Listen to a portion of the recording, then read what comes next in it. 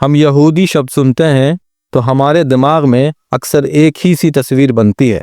हमें कोई दाढ़ी वाला आदमी नजर आता है जिसके सर पर छोटी टोपी यानी किप्पा होती है, या फिर सीधा इसराइल का नक्शा हमारे दिमाग में आ जाता है। लेकिन सच ये है कि यहूदी एक बहुत ही पुरानी और बेहद रंग बिरंगी कौम है। हजारों साल की अपनी लंबी कहानी में ये लोग दुनिया के अलग अलग हिस्सों में फैले और जहां जहां गए वहां की भाषा, रहन सहन और संस्कृति को अपनाया। फिर भी उन्होंने अपने धर्म और पहचान को बचा कर रखा। यही वजह है कि आज यहूदी दुनिया के हर कोने में अलग अलग अंदाज में मिलते हैं। इथोपिया की पहाड़ियों से लेकर चीन के काइफेंग तक, भारत के केरल से लेकर मोरक्को की गलियों तक, हर जगह इनकी अलग बोली, खाना, संगीत और रिवाज है। आज हम जानेंगे कि यहूदी सिर्फ एक मजहब नहीं बल्कि दर्जनों सभ्यताओं का संगम है। तो चलिए इस अद्भुत सफर पर मेरे साथ और जानिए वो कहानियां जो अक्सर अनकही रह जाती हैं। मैं हूं मोहम्मद इकबाल और आप देख रहे हैं इकबाल डायरीज। आमतौर पर यहूदियों को 3 बड़े हिस्सों में बांटा जाता है। ये बंटवारा उनके इतिहास, इलाकों और सांस्कृतिक परंपराओं के आधार पर हुआ है। चलिए इनकी कहानी थोड़ी विस्तार से सुनते हैं। अश्केनाजी यहूदी। अश्केनाजी यहूदी वो हैं जो यूरोप के देशों में बसे थे, खास तौर से जर्मनी, फ्रांस और फिर रूस और पोलैंड जैसे इलाकों में। इनकी अपनी एक अलग पहचान थी। ये यिद्दिश भाषा बोलते थे जो जर्मन और हिब्रू का अनोखा मिला जुला रूप था। इनके धार्मिक रिवाज, पहनावा और सोच सब यूरोप के माहौल से प्रभावित थे। आज इसराइल में राजनीति और ताकत का बड़ा हिस्सा इन्हीं अश्केनाजी यहूदियों के पास है। इस वजह से अक्सर इन्हें इसराइल की रूलिंग क्लास भी कहा जाता है। अब हम बात करते हैं सेफारदी यहूदियों की। इनकी कहानी स्पेन और पुर्तगाल से शुरू होती है। 1492 में स्पेन की कैथोलिक हुकूमत ने यहूदियों को जबरन देश से निकाल दिया। इसके बाद ये लोग उत्तर अफ्रीका, तुर्की, ग्रीस और मिडिल ईस्ट के देशों में जाकर बस गए। इनकी भाषा थी लैडिनो, जो स्पेनिश और हिब्रू का मेल था। इनके गीत, शेरो शायरी और इमारतों में स्पेन के अंदलूसिया की खूबसूरती साफ नजर आती है। आज भी मोरक्को, तुर्की और इसराइल में इनकी बस्तियां हैं। हालांकि इसराइल में इनकी तादाद तो बहुत है, लेकिन अश्केनाजी यहूदियों के मुकाबले इनका राजनीतिक और सामाजिक असर कम रहा है। मिज़राही यहूदी वो लोग हैं जिनकी जड़ें मिडिल ईस्ट और नॉर्थ अफ्रीका के यहूदी समुदायों में थी। इनके पूर्वज इराक, ईरान, सीरिया, यमन और दूसरे अरब देशों में रहते थे। इनका रहन सहन, खाना, संगीत और भाषा सब अरब और फारसी तहजीब से गहराई से जुड़ा हुआ था। इन्हें ओरिएंटल ज्यू भी कहा जाता है। सदियों तक ये मुस्लिम देशों में अपने पड़ोसियों के साथ रहते आए और वहाँ की संस्कृति का असर इनकी परंपराओं में भी नजर आता है। 1948 में जब इसराइल बना तो लाखों मिस्राही यहूदी वहां आ गए, लेकिन इसराइल पहुंचने के बाद उन्हें कई साल तक भेदभाव और दूसरी दर्जे की नागरिकता जैसा बर्ताव झेलना पड़ा।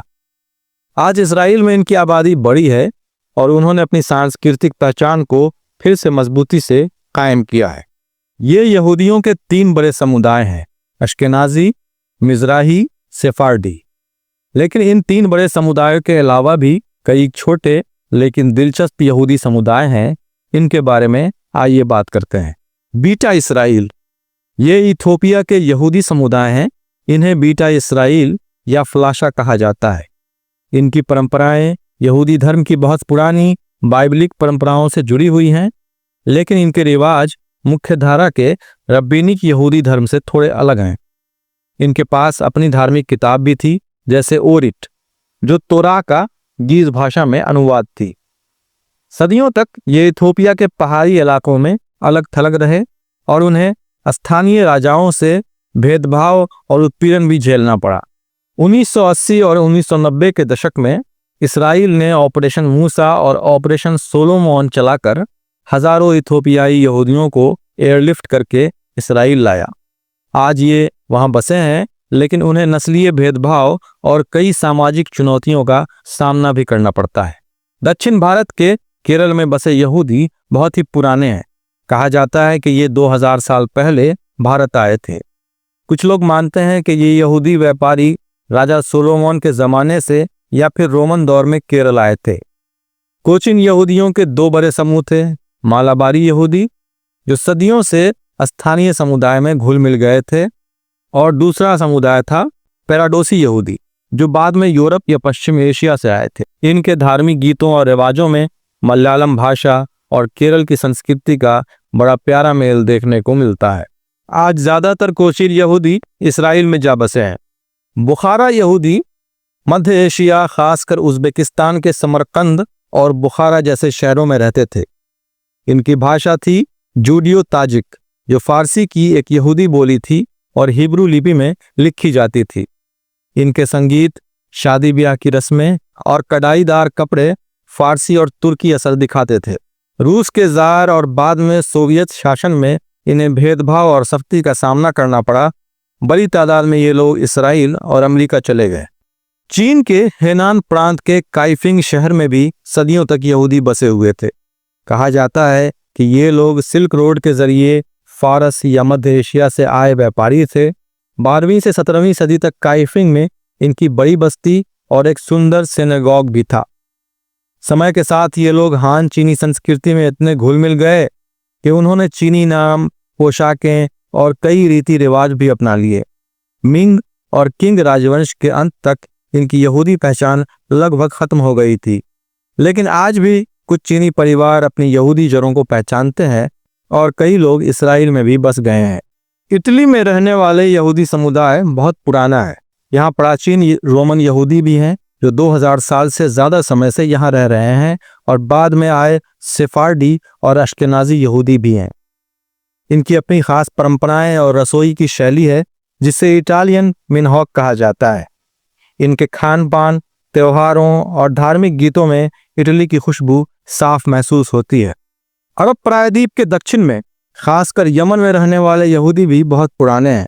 इनकी हिब्रू उच्चारण शैली बहुत प्राचीन मानी जाती है।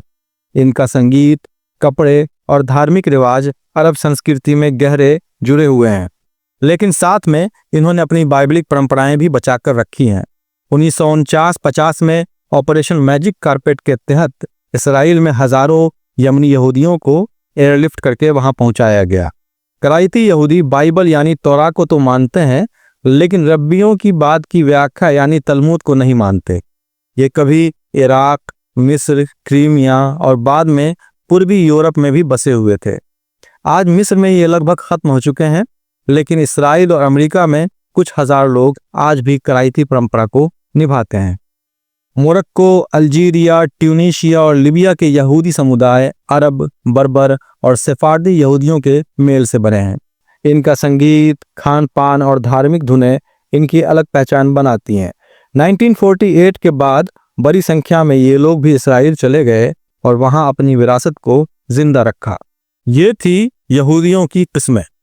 इतने प्रकार के यहूदी इसराइल में पाए जाते हैं और दुनिया भर में दिखाई देते हैं।